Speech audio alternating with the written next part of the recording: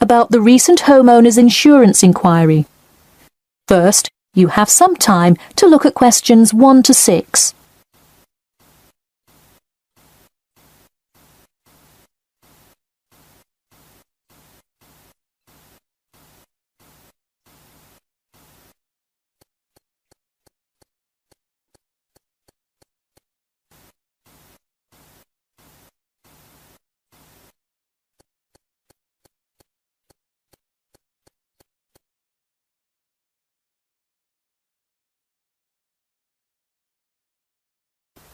Now we shall begin. You should answer the questions as you listen, because you will not hear the recording a second time. Listen carefully and answer questions 1 to 6. Hello? Yes, I'd like to speak with Janet Evans, please. Speaking. Hi, Miss Evans. This is Jim Rodriguez, calling from Farrelly Mutual about your recent homeowner's insurance inquiry.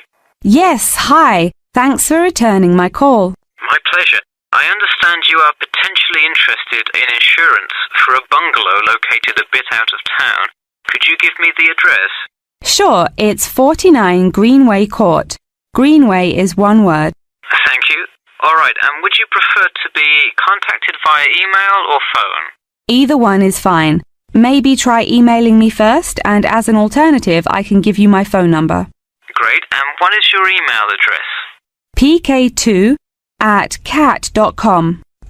Did you say cat as in the animal? Yes, it is the acronym for the construction company I work for. I'm sure you've seen them around. Yes, I have. And could you give me your primary phone number and the best time to reach you? Sure. The number is 020-4251-9443. I am generally unable to answer my phone at work, but any time after 5:30 p.m. is fine. I will make a note of that here. Now, I'm going to ask you a little bit about property itself, so we can make an accurate estimate of the cost of insuring your home. Could you tell me the size of your house? Well, I don't have the exact measurements, but I'm pretty sure it's right around 80 square meters. Should I measure it and call you back later?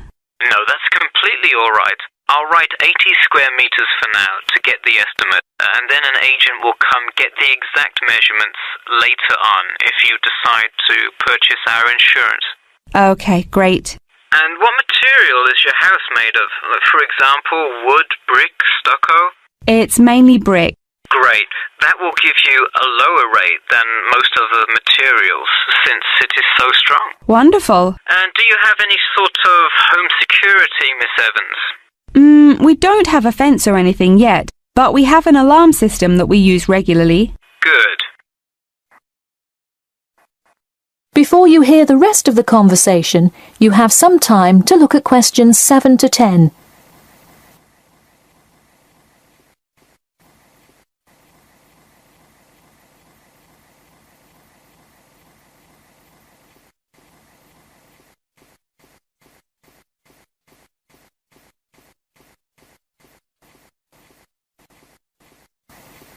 Now listen and answer questions 7 to 10. Now I'll go through a number of things we offer coverage for, and I'd like you to tell me which items you want your policy to cover. Okay. We'll start with the building itself first. Would you like us to cover incidental damage to the structure to your house? Absolutely. Splendid.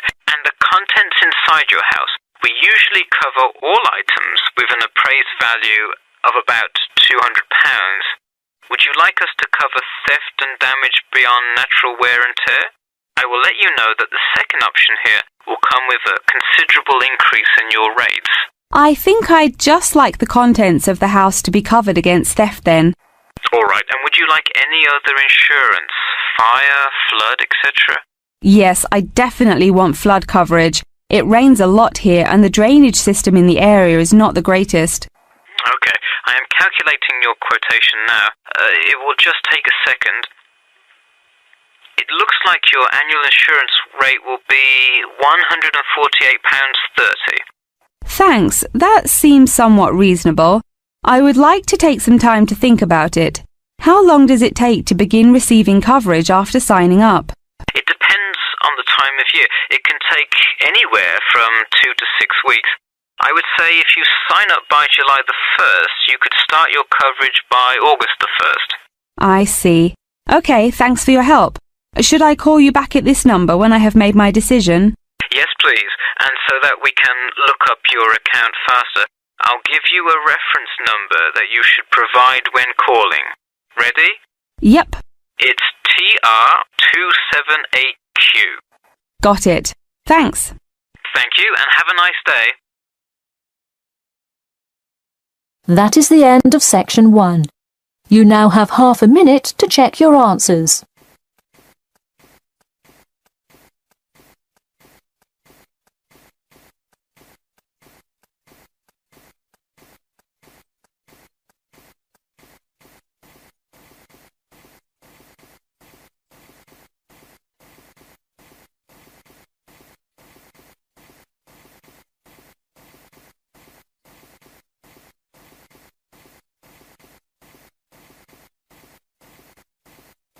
Now turn to section 2. Section 2. You will hear a talk about a pool and outdoor venue created by some people. First, you have some time to look at questions 11 to 14.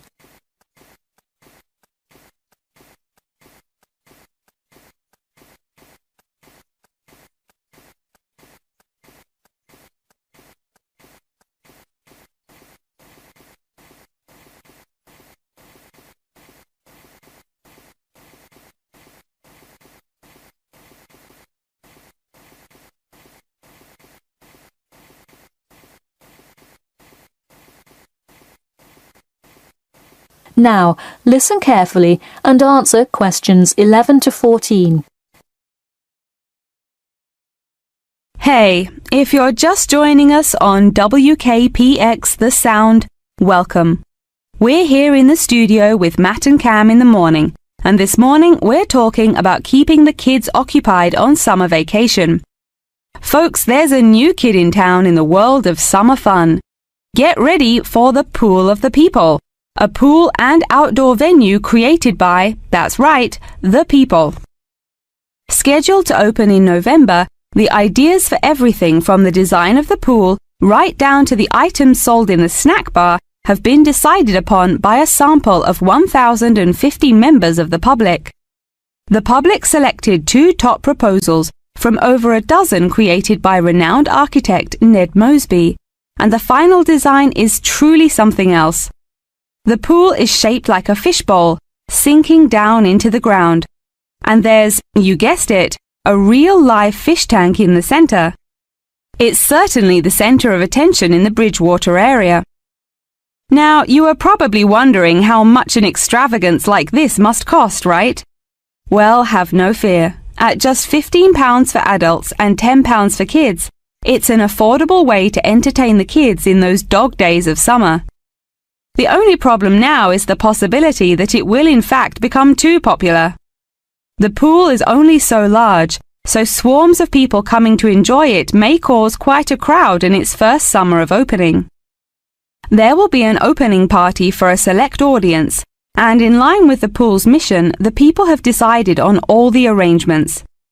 They collectively decided on actress Rebel Wilson to host in the festivities scheduled for later this month, and even dictated the playlist by ranking their top 10 songs from a list of hundreds. There is some discrepancy, however, on the sculpture design for the foyer at the entrance. The people elected a jellyfish sculpture to greet entering visitors, but given last week's vicious attack by a box jellyfish on a local youth, coordinators fear it will bring too much fear to patrons. Before you hear the rest of the talk, you have some time to look at questions 15 to 20.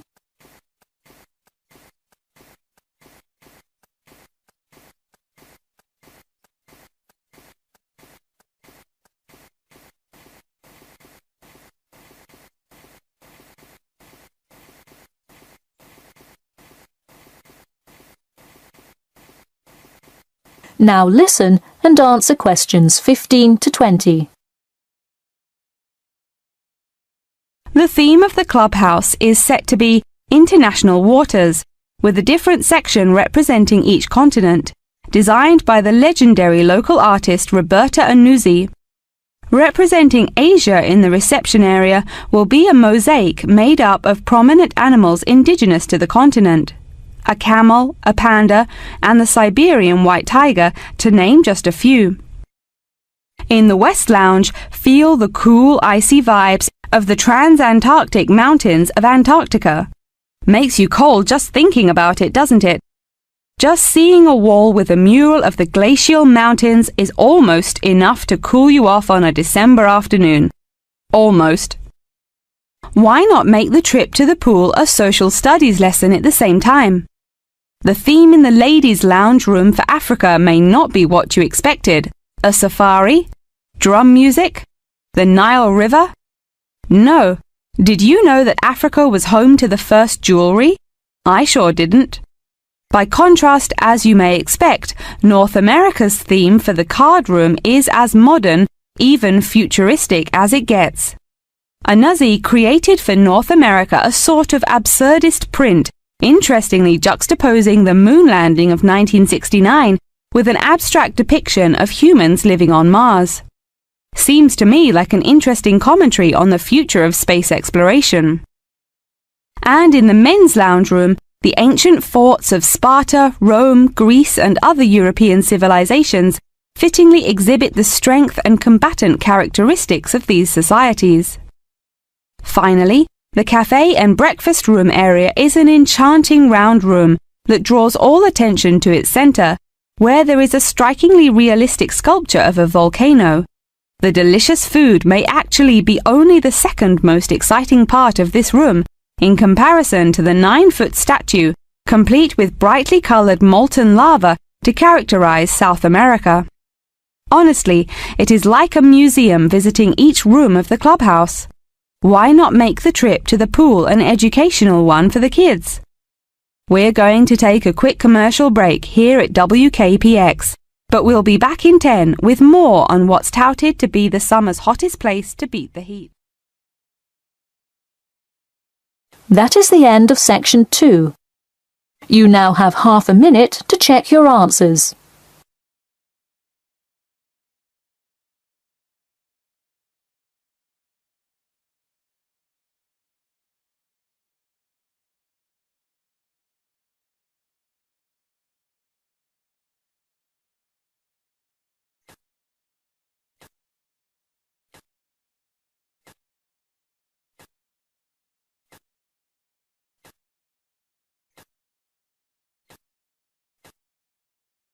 Now turn to section 3 on page 6 of your listening test booklet.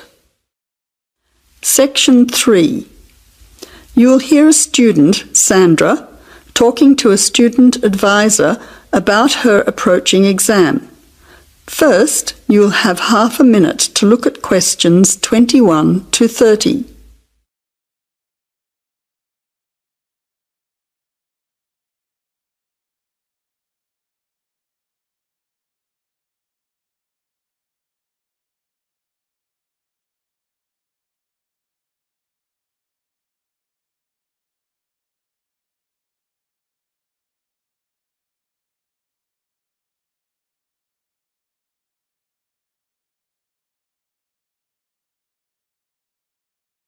Now listen carefully to the conversation and answer questions 21 to 30. I've got an exam tomorrow and I'm worried about how it will go. Do you have any tips? I think I'm well prepared. I've done all the revision and I've been practicing lots of exam questions, but I still feel nervous about the exam itself.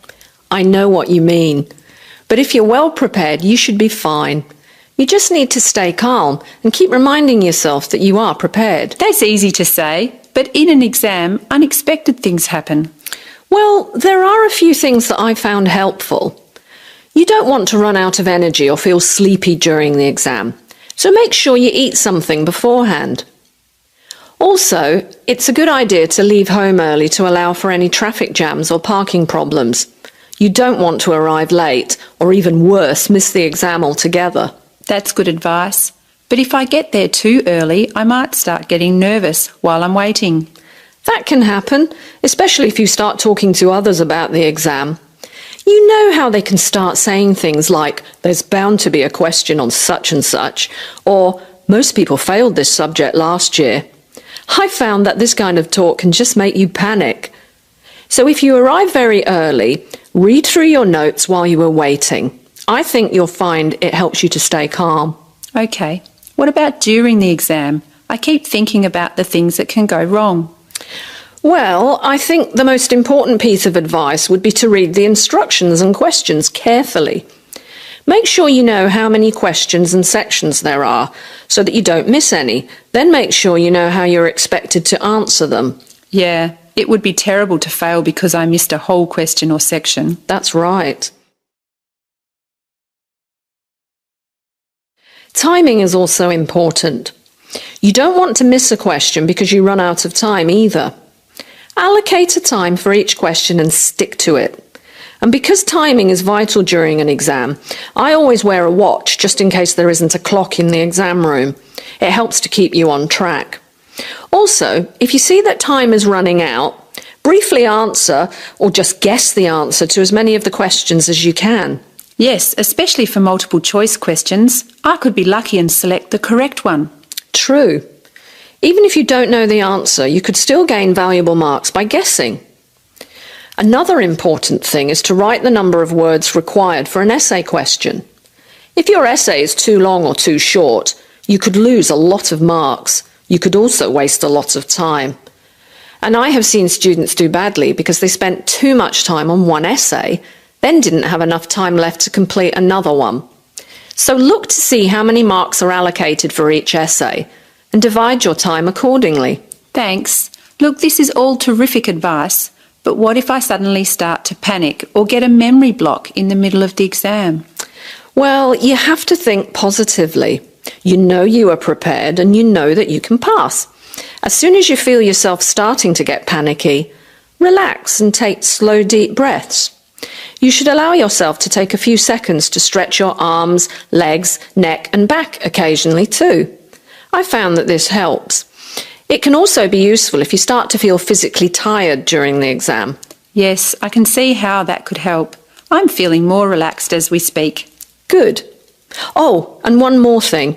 It's not a good idea to leave the room before the time is up, even if you have finished all the questions. Spelling, grammar and punctuation mistakes can make a difference to your marks. So try to leave some time at the end for checking your answers. I don't think I'll be leaving early somehow. Look, you've been really helpful. I'm very grateful. Not at all. You're welcome. Just remember that you've worked hard on your preparation and you are familiar with the exam. Think positively and stay calm. I'm sure you will do well. Good luck for tomorrow. Thank you very much. That is the end of section 3. You now have half a minute to check your answers.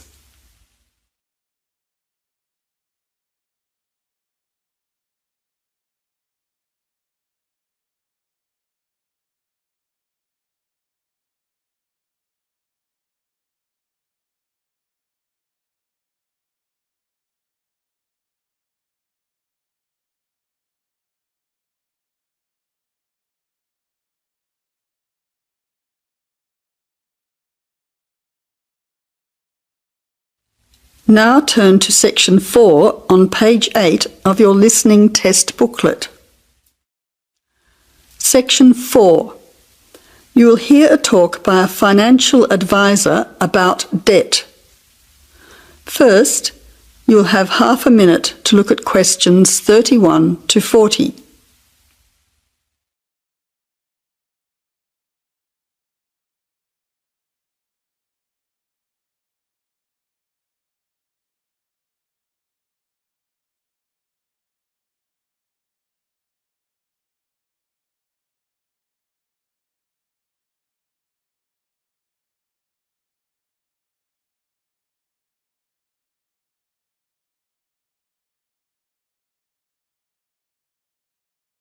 Now listen carefully to the talk and answer questions 31 to 40. Welcome to today's public lecture on the topic of personal debt.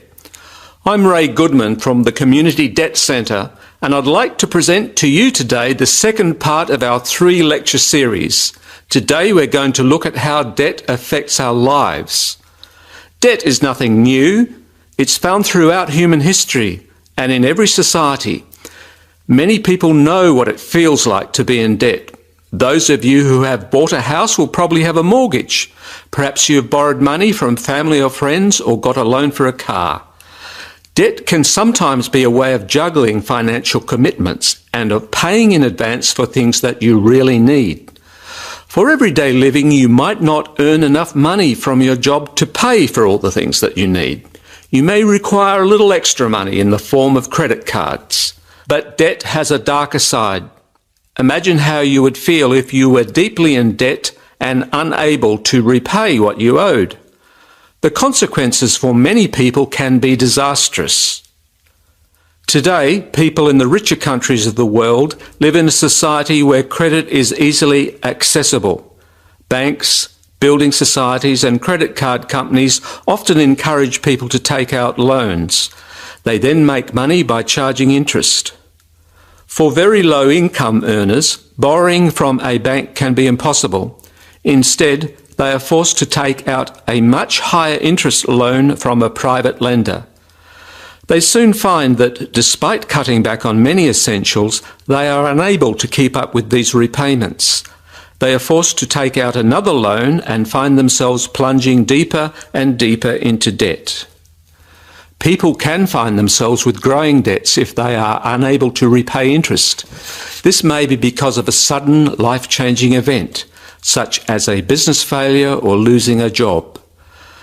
But for many households, debt is a means of survival. In developing countries, people borrow a tiny sum of money from a local landowner, for example, to pay for medical treatment.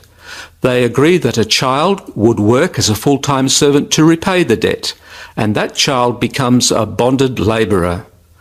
But since they are never paid, there is no hope of clearing the debt. Their life is ruled by fear. With no money, education or experience of life, it is impossible for them to escape. Today, debt bondage is a major form of slavery. As you can see, debt affects everyone all over the world to varying degrees. I hope the information I have presented to you today will make you think twice about getting into spiralling debt. Of course, if you are already finding yourself in financial difficulties, please make an appointment to see one of our helpful staff members after this talk. Thank you. That is the end of the listening test. You now have half a minute to check your answers.